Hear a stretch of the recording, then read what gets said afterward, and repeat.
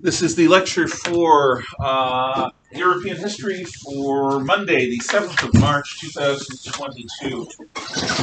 We have just concluded the movie Zulu, made in 1964, and seen the Sabaton video made 2 or 3 years ago about the Battle of Rotke's Drift. I can start out with things I want to say, but I'd rather start if you have questions or comments or thoughts. What exactly was a kraal? A kraal is a cattle enclosure. It's also, it doubles as a village, because what the Zulus typically did is they built their villages and cattle enclosures as one set of structures, because without the cattle they were nothing, they were people of the cattle. But specifically in this case, it was the cattle enclosure, and since the door was left open by that Welshman and the cattle were stampeded, the stampede actually was a critical part of saving the British at a particular moment. Please do make sure your notes are up. Other questions, comments, or thoughts? What is an MP? An MP is a Zulu legion, comprising about 2,000 men. There were 2 MP attacking the station at Rotke's Drift. That's 4,000 men, give or take. There were between 100 and 150 British. So you are smart. That's 3 or 4 to 1. Let's see. More than that. No, that's more than that. Okay, somebody do the math. Let's assume it's 150 versus 4,000. Those are on the large side. So 20 to 1? Well, if it's round to 200. Yeah. That would, yes, it's 20 to 1, roughly. Mm-hmm. Thank you. See, I don't really speak math. Did you say 2,000 to 150? Yeah. So 150 divided by 2,000. I think Sam's about right. In any case, it's ridiculous odds. It's ludicrous. But the British are able to do this because they have the Martini Henry rifle, which is a one-shot rifle, but it's fairly easy to reload. The Zulu are incredible warriors. They are probably the best in all of sub-Saharan Africa, David. And yet,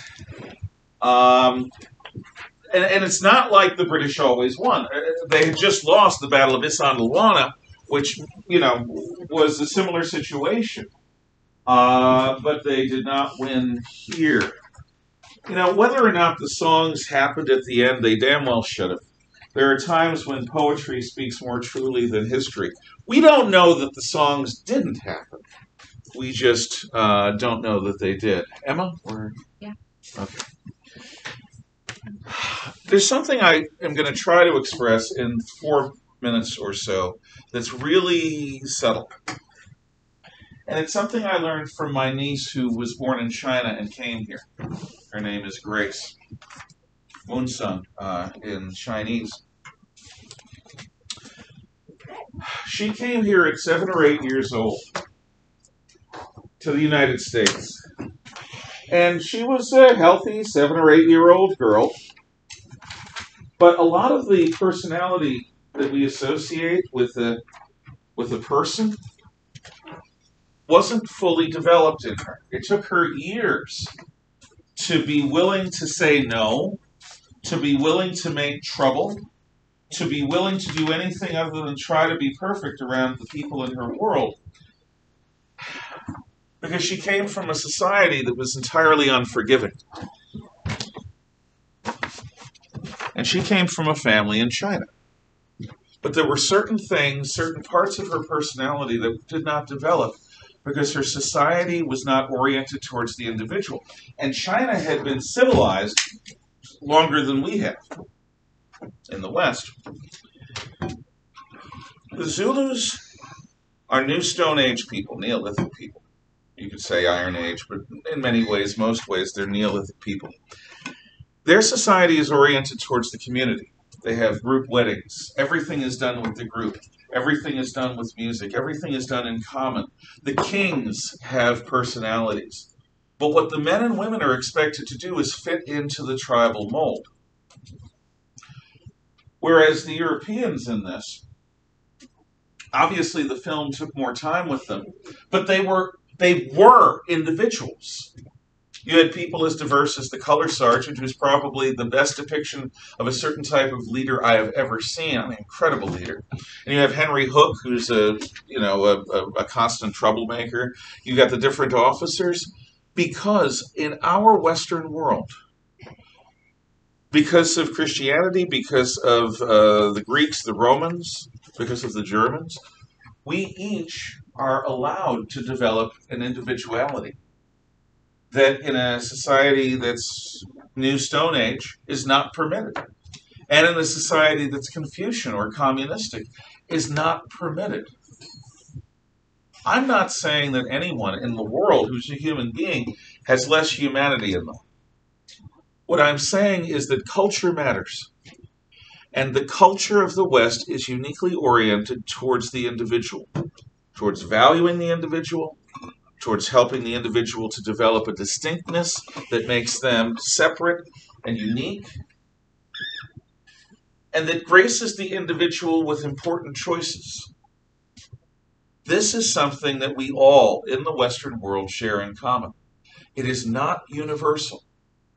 So what we see there, one of the reasons I show you the entire movie, is it does such a good job of showing so much of the Zulu.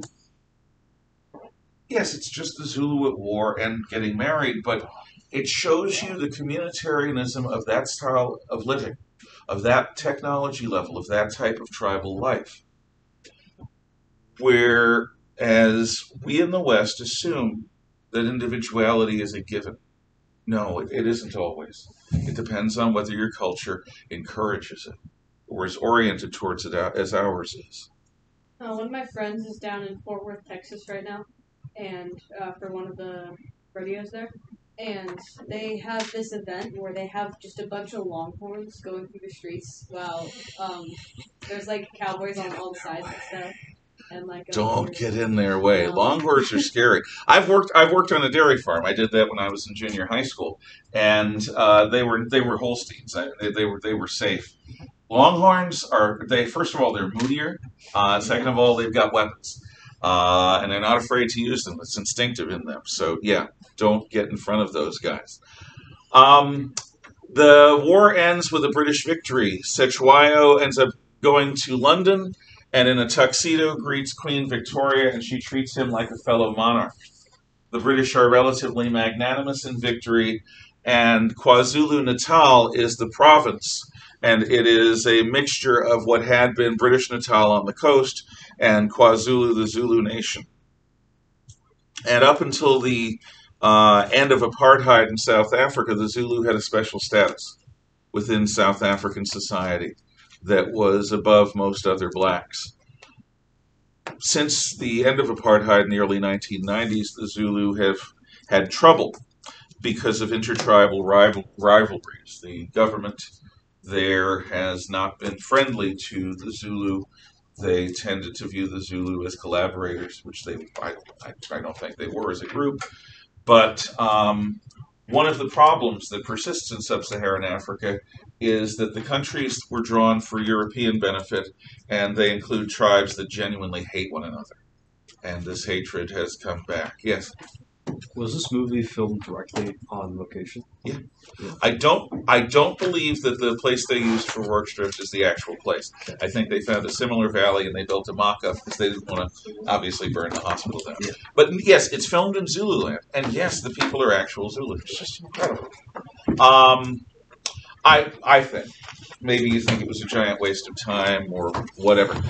Anyway, tomorrow we shall continue the Age of Imperialism. Ta-da! Adios. Bye-bye.